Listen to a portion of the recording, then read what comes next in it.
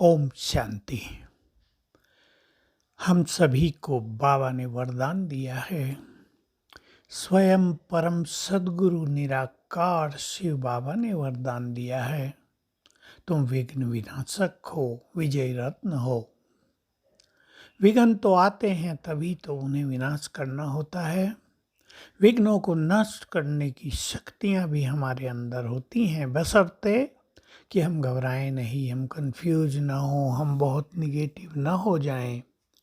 जैसे कोई बीमारी आती है हम उसकी दवाई खाते हैं, वैसे ही कोई विघ्न आया उसका उपचार कैसे हो, उसका समाधान कैसे हो, हमारा फोकस उस पर यदि होगा तो हम सहज ही उस विघ्न को पार कर सकेंगे। तो जहाँ और तरह के विघ्न परिवारों में या व्यक्तिगत जीवन में आते रहते हैं, वहीं बहुत बड़े विघ्न होते हैं बीमारियों के। आजकल अचानक कैंसर डिटेक्ट होना, मानसिक रोगों में दिनों दिन वृद्धि होना, शुगर डायबिटीज का बहुत ज़्यादा बढ़ना और अचानक हार्ट अटैक, अचानक का खेल जिसमें परिवारों को बहुत कष्ट होता है। किसी किसी का तो यंग बच्चा ही अचानक चला जाता है, किसी का कमाने वाला व्यक्ति अचानक चला जाता है। उन परिवारों पर तो मानो पहाड़ टूट पड़ता है। बीमारियां परेशान भी बहुत करती हैं, घुटनों का दर्द हो जाए, सिर दर्द रहने लगे, माइग्रेन हो जाए और बहुत सारी बीमारियां हैं आजकल, नसें सिकुड़ती रहती हैं अंदर अंदर। बहुत सारे डॉक्टर्स उसका उपचार जानते नहीं, कहीं कहीं स्पेशलिस्ट होते हैं जिसका सबको पता नहीं होता।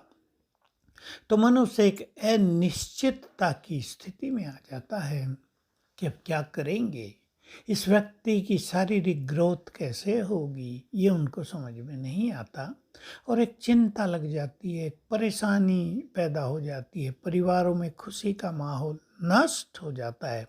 ऐसी चीज़ों को स्वीकार करना भी बहुत कठिन काम होता है, हालांकि हमें स्वीकार तो करना ही पड़ता है, क्योंकि स्वीकार करने के अलावा किसी के पास और कोई चारा रहता नहीं।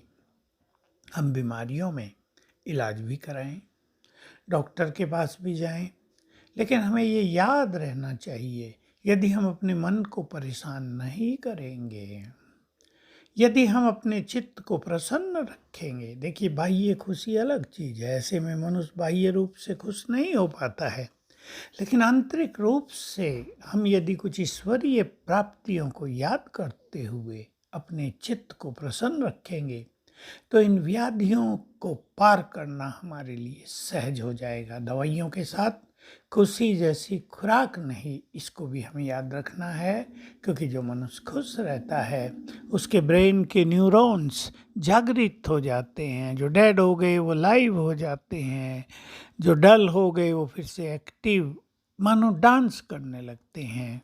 तो बहुत सारी बीमारियों को पार करने में मदद मिल जाती है और हमारे ग्लैंड से जो सिक्रेशन होता है, जो स्राव होता है भिन्न भिन्न रसायनों का, यदि हम पॉजिटिव हैं, यदि हम बहुत अच्छे विचारों में हैं, यदि हम प्रसन्न हैं, तो वो स्राव भी बहुत सुंदर होता है, वो सिक्रेशन भी बहुत सुंदर होता है, जो हमारी बीमारियों को नष्ट करने में बहुत बड़ी भूमिका निभाता है।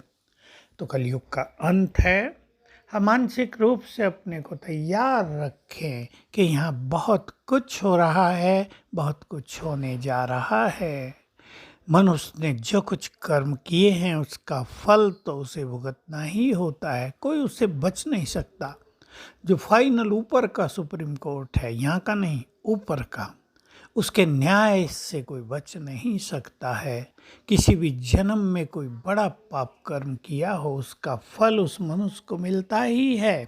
यहाँ तो कुछ लेन देन करके लोग बच निकलते हैं, लेकिन वहाँ से कोई नहीं बच सकेगा। इसलिए जो कुछ किसी के साथ हो रहा है उसका जिम्मेदार वो स्वयं है, उसके कर्म हैं।